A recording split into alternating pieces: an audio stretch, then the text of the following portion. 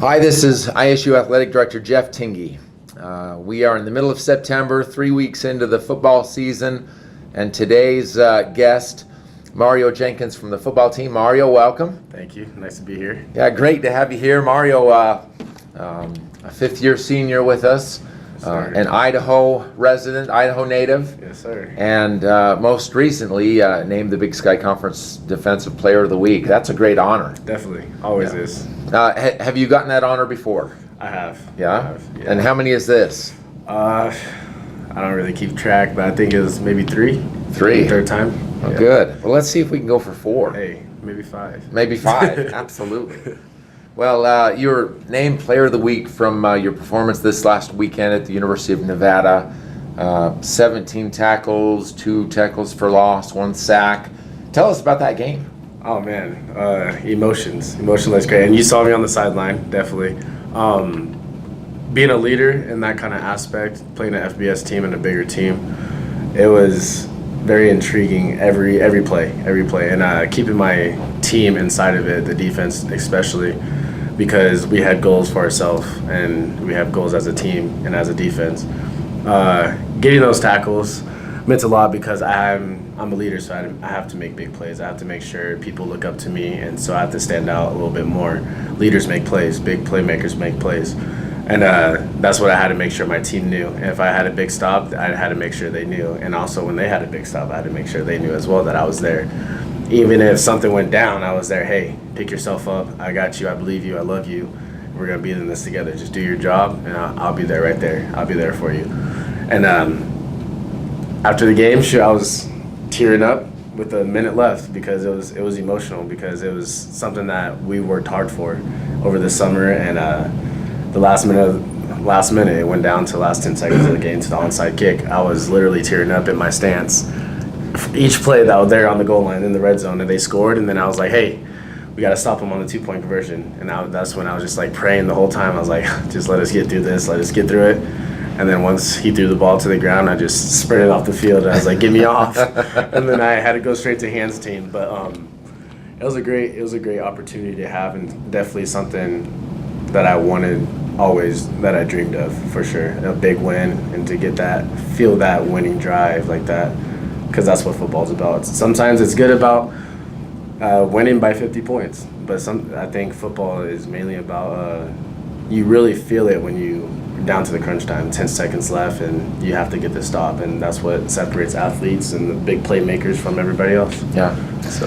Yeah, I've heard a lot of people talk about this as a marquee win. You know, beating an FBS opponent. They've got 22 more scholarships than us, almost double our coaching staff, probably triple our operating budget. You know, beating a bigger team like that, from your perspective and from the team's perspective, how's that going? It's great. I think we're trying to put it behind us now that we're going into conference play.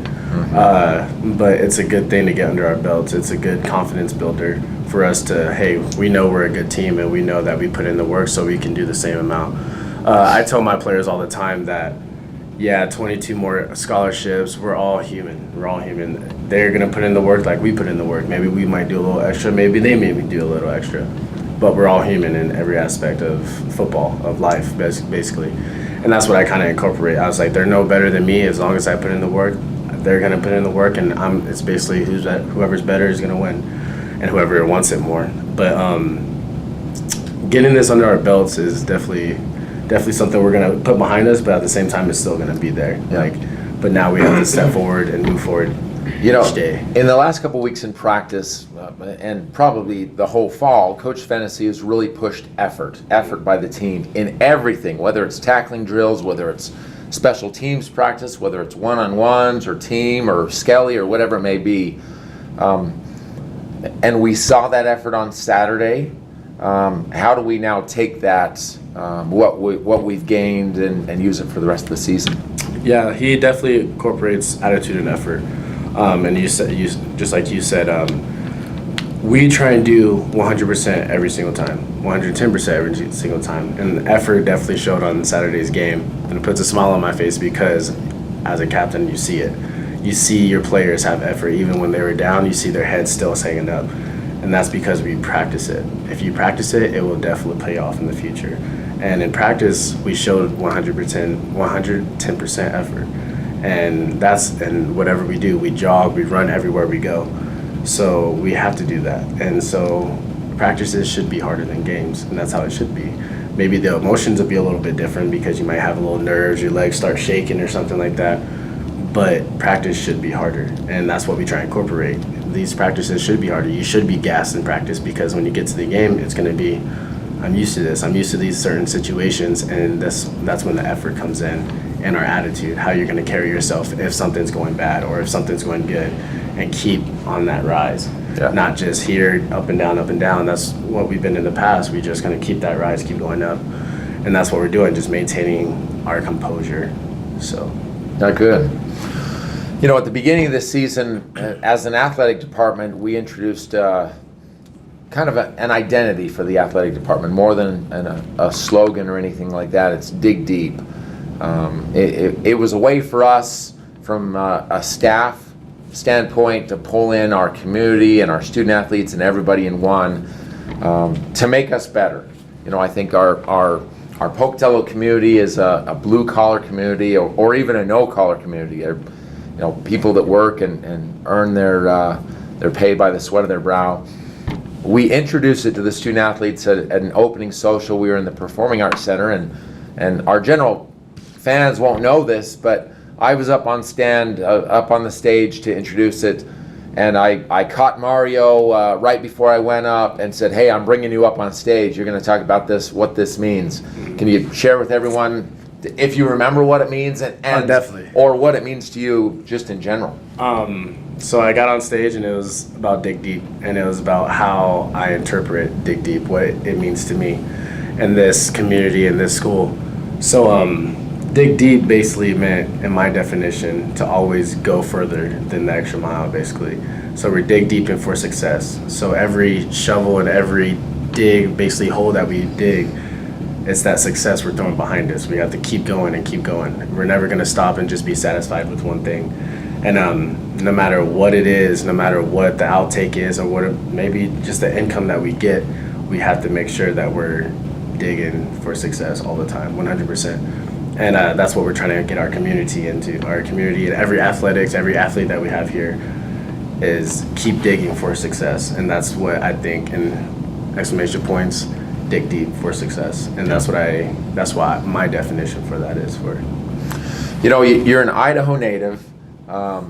Actually, we didn't go down that. Can you give us a little background? I mean, Who's Mario Jenkins? You know, we know you're from Idaho. You're from the Boise area, but how about you give us a little bit of an introduction? Yeah, so I consider Idaho as home as well.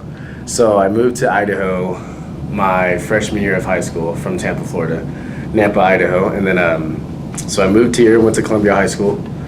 I was a scrawny kid, if you guys knew me back then when I first got here. I was probably a $197, maybe a $195. I was a running back, and came here, played linebacker, and it was a different outtake. I came to Idaho. We moved actually back to Florida after my freshman year because my mom, we just didn't like it. It was very different, very different. It was a smaller city, different culture, and then we moved back here after my sophomore year. But that's when I started to get into outdoor stuff. I came here and I wanted to do fishing, game, and wildlife because I enjoyed the outdoors. And back in Florida, you don't really get the outdoors like that. It's more just city. It's cars everywhere. So I came here, did that. Coach Kramer brought me here, and I ended up changing my major to exercise science. And that's when I tore my ACL after my freshman year playing, and that was a drastic change for me. It was very emotional. I felt like I kind of lost everything. I didn't know if I was going to be able to be the same person I was before when I was playing, or if I was going to come back better. And I'm not a quitter. And so when that did happen, I had Blair and all the trainers and my coaching staff and my players and all everyone, and supporting me going through the whole process. I went through denial. I was like, Coach, I don't think I'm going to play anymore, And he helped me through it. He's like, no, we're going to do it. I talked to him every day. He was kind of like my counselor. And he helped me through that process. And I think that was a drastic change in my process here. And it was a big thing that I went through. And after a month or so, my mind totally went complete circle. I was like, I'm going to come back better than ever. I'm going to come back stronger, bigger, faster. And I'm glad I did it. I'm glad I tore my ACL because I did come back stronger. It made me a better person in life. I got out more in the community. I went to more elementary schools, even on crutches. I was in there and I was talking to kids, and that was just from my time. The extra time that I had, I went to go do that. And there was times that I felt like I wasn't a part of the team, and that does come with every athlete, but I'm really glad that I did it because I got stronger. I worked muscle groups that I've never worked before. My nutrition got better, and that was a big part of that. And it was the emotional time for sure, but I'm glad I did it because it made me a different Mario, I think, for sure. I know for sure. And that's just talking to him. Like, I would talk to my grandma, and she's like, "Are you okay?" And I was like, "Yeah." Like, "What are you talking about?" "Yeah, I'm fine." And she's like, "You just don't sound like Mario." And I was like, "What do I sound like?" She's like, "You sound like a different Mario. You sound like a better Mario." And I was just like, "Well, that's a good thing, isn't it?" And so when grandma says that, you know it's true. You know, everything's true. Grandmas don't hide anything. No, they don't. They're pretty open. Definitely, all the time. But after that came around, it just put a smile on my face. I wanted to help more than I ever helped. I wanted to help the freshmen have success, and then people that have gone down that road or with an injury, you have to come back stronger, and you have to be able to help them go through those trials that they go through in life sometimes. And I looked at life in a different situation.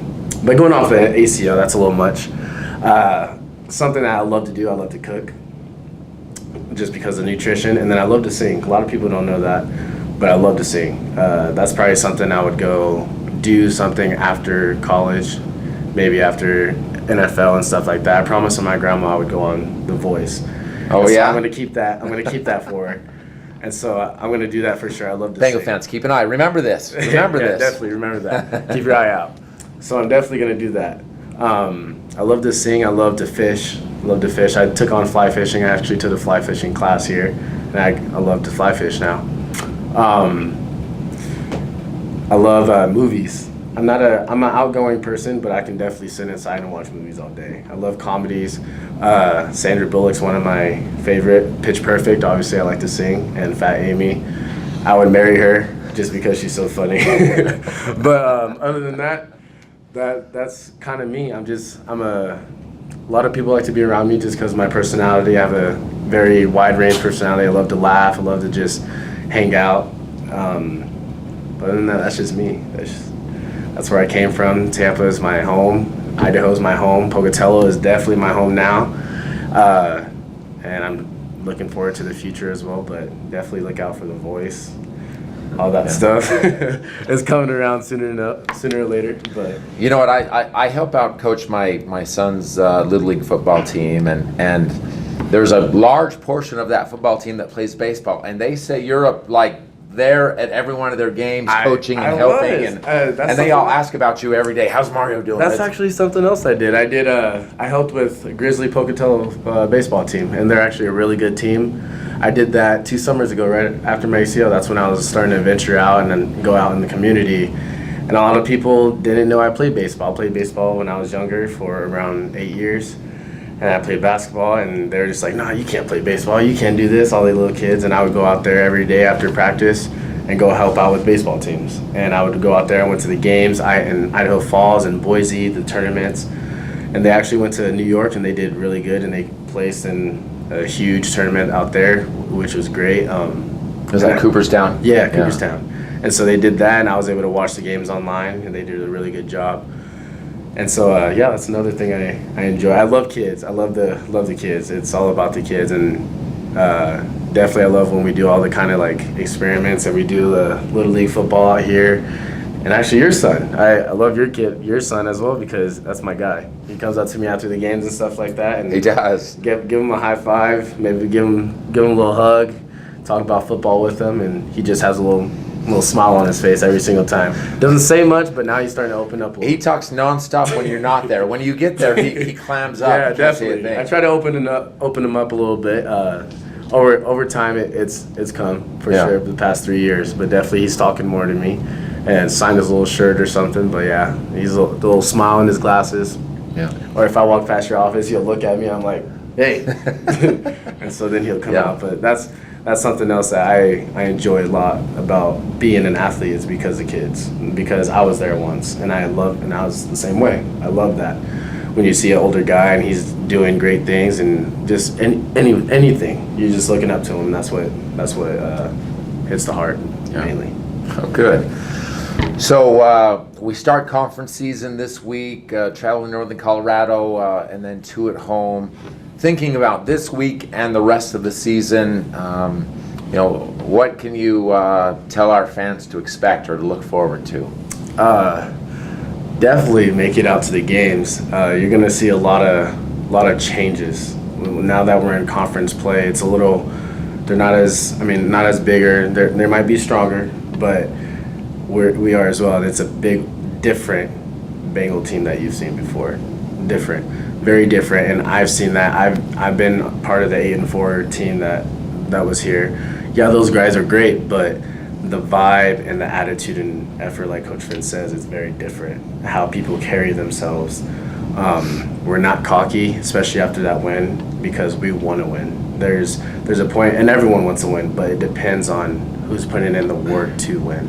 And that's the hardest thing to get in athletes' minds sometimes, because you can recruit someone, but they don't want to put in the work, the extra mile, the dig deep portion to go further and to win, because winning's hard.